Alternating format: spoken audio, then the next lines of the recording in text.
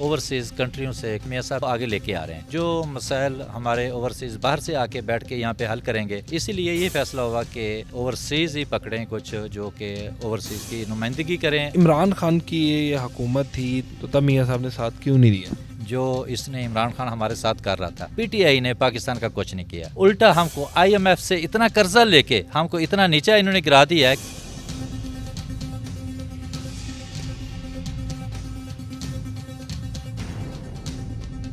بسم اللہ الرحمن الرحیم. السلام علیکم. 89 نیوز کے ساتھ میں ہوں آپ کا میزبان عادل جمیل. ناظرین, اوورسیز پاکستانی ہمارے ملک کے اندر اور ہماری معیشت کے اندر ایک ریڑھ کی ہڈی کی حیثیت رکھتے ہیں اور ایک اہم کردار ادا کرتے ہیں, لیکن ان کو کافی مسائل کا بھی سامنا کرنا پڑ رہا ہے. اور اس حوالے سے ہمارے ساتھ موجود ہیں سعودی عرب سے مسلم لیگ نون کے نائب سینئر صدر جو ہیں وہ حاجی اکرم صاحب. ان سے بات کرتے ہیں اور عینی شاہد بھی ہیں یہ واقعے کے. مسجد نبوی والے ایک سانحہ ہوا تھا جس کے اندر مسجد نبوی کا تقدس جو ہے اس کو پامال کیا گیا.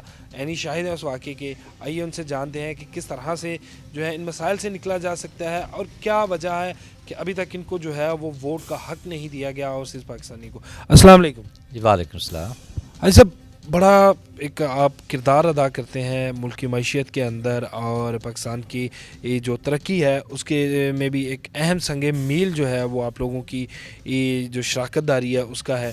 تو کیا وجہ ہے کہ ابھی تک آپ کو جو ہے وہ ووٹنگ کا کہ آپ ووٹ نہیں ڈال سکتے اپنی پسند کے بندوں کو یا اپنے کینڈیڈیٹس کو؟ اس کی کیا وجہ, ابھی تک آپ کو کیوں نہیں دیا جا رہا یہ حق؟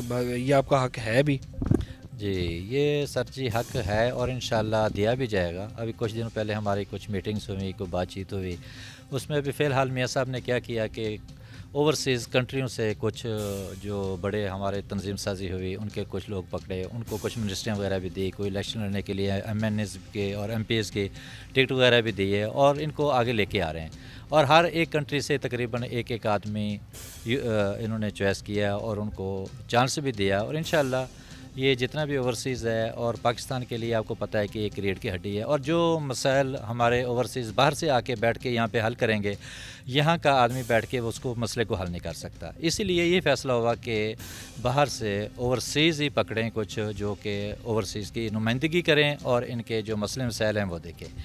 باقی رہا ووٹ کا حق, وہ بھی انشاءاللہ بہت جلد انشاءاللہ میاں صاحب اعلان کریں گے اور اس پہ بھی عمل ہوگا. اور انشاءاللہ اس کے اوپر ایک پراپر طریقے سے اس کا جو ہے سسٹم بنا کے اس کو اسی طریقے سے انشاءاللہ وہیں پہ بیٹھ کے اس کو ووٹنگ کروائی جائے گی انشاءاللہ. اللہ پاک کے حکم سے میاں صاحب بہت محنت کر رہے ہیں ان معاملات میں اور انشاءاللہ سب کچھ ٹھیک ہو گئے. اچھا, ابھی آپ کہہ رہے ہیں کہ میاں صاحب کی جانب سے ایک یقین دہانی کروائی گئی کہ آپ کو جو ہے وہ کمیٹی بنائی جائے گی اور ووٹ کا حق دیا جائے گا, لیکن جب عمران خان کی یہ حکومت تھی تب کہا جاتا تھا اوورسیز کو اس بات کی جاتی تھی ووٹ کے بارے میں اور اس کا حق دلوانے کے بارے میں, تو تب میاں صاحب نے ساتھ کیوں نہیں دیا؟ اس ٹائم آپ کو پتہ ہے کہ ان کے اندر کے معاملات بہت خراب تھے. جو اس نے عمران خان ہمارے ساتھ کر رہا تھا, ناجائز کیس ڈالے, ناجائز, نہ اس کا منہ ہے نہ کوئی سر تھا, اور ماشاءاللہ وہ سب لوگ بری ہو کے باہر بھی آ گئے. اب کیا آیا اس کے ہاتھ پہ؟ کچھ بھی نہیں آیا نا. تو یہ مسئلے مسائل بہت تھے, ان کی آپس میں بالکل نہیں تھی. اگر پاکستان کا سوچا جائے کہ پاکستان کے متعلق پی ٹی آئی نے پاکستان کا کچھ نہیں کیا. آپ مجھے یہ بتائیں کہ پی ٹی آئی نے کیا بنایا آ کے, کیا اس کو دیا؟ الٹا ہم کو آئی ایم ایف سے اتنا قرضہ لے کے ہم کو اتنا نیچا انہوں نے گرا دیا ہے کہ کتنے سال انہوں نے یہ جناب قرضہ نہیں لیا اتنا جتنا اس کی حکومت میں آیا. وہ پیسہ سارا کہاں گیا؟ وہ پیسہ گیا کہاں؟ کوئی ہے اس کا؟ کچھ بھی نہیں ہے. یہ سارا پیسہ پی ٹی آئی کھا گیا. دیکھا نہیں تھا میسج ان لوگوں کے سنے 15 کروڑ 20 کروڑ جو ہے نا M N M P S کے گھر جا رہا ہے. پی ٹی آئی کی حکومت کے میں ٹائم کی میں بات کر رہا ہوں. تو ایسے کہاں, یہ تو سارے پاکستان کو لوٹنے آئے تھے اور لوٹ کے یہ سارا آپ کو پتہ ہے کہ اسرائیل کا یہ سارا ایجنڈا تھا.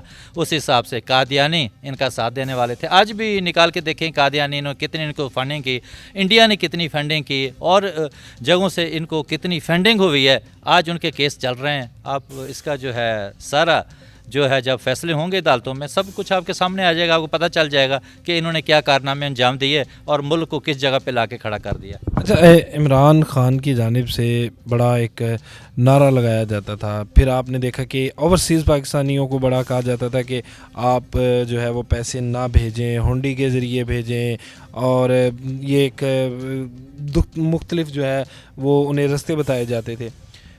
کیا اوورسیز پاکستانیوں کو یہ پیغام دینا یہ ملک دشمنی کے مترادف نہیں؟ جی یہ بالکل ملک دشمنی کے مترادف ہی ہے، لیکن بات یہ ہے کہ یہ نہیں چاہتے تھے کہ پاکستان پھلے بھولے، پاکستان میں سرمایہ ہے، یہ پاکستان کو اصل میں برباد کرنے کے لیے آئے تھے، جو اصل حقیقت بات ہے یہی ہے۔ ایک واقعہ جو ہے انتہائی افسوسناک، ہر مسلمان کا جو ہے وہ دل ٹوٹا، دل آزاری ہوئی کہ ایک ہمارے لیے عزت کی جگہ، عقیدت کی جگہ کہ وہاں پر ہلڑ بازی کی گئی، اس جگہ کا تقدس پامال کیا گیا۔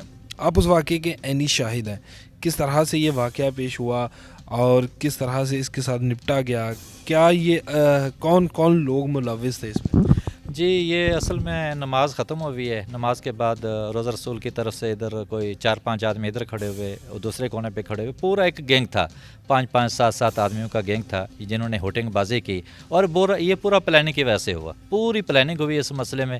دیکھیں نا اتنی ایسی جگہ پہ جا کے کیسے انہوں نے پلاننگ کر کے، جس میں پلاننگ میں مجھے پہلے پتہ چلا کہ کچھ شیخ رشید صاحب وہاں پہ گئے، انہوں نے جا کے پلاننگ کی، اور جن لوگوں کو انہوں نے آفر کی کہ اتنے پیسے لے لو اور یہ کام کرو، اور وہ انہوں نے انکار کر دیا کہ یہ روزہ رسول کی جگہ ہے، ہم ادھر ایسا کام نہیں کریں گے۔